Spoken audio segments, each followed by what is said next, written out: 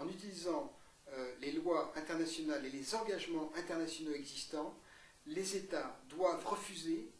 toute exportation de matériel de guerre s'il y a un risque substantiel qu'elle soit utilisée à de graves violations des droits humains, graves violations du droit international humanitaire, ou le fait d'affaiblir le développement économique et social. Et on s'est rendu compte que cette règle d'or, qui n'est pas, par contre, la règle d'or n'est pas unique, hein, il y a d'autres éléments qui sont extrêmement importants, mais cette règle d'or, si elle est au cœur de ce traité, aura un véritable impact sur la protection des populations.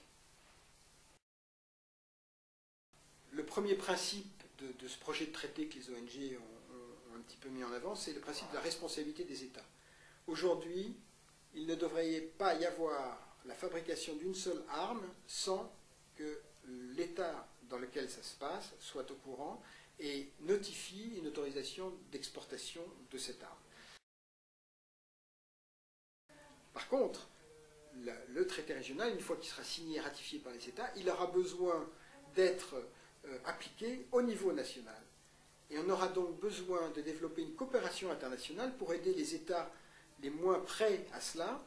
à mettre en œuvre les outils pour réaliser véritablement ce contrôle à l'exportation quand ils sont exportateurs ou à l'importation quand ils reçoivent les armes.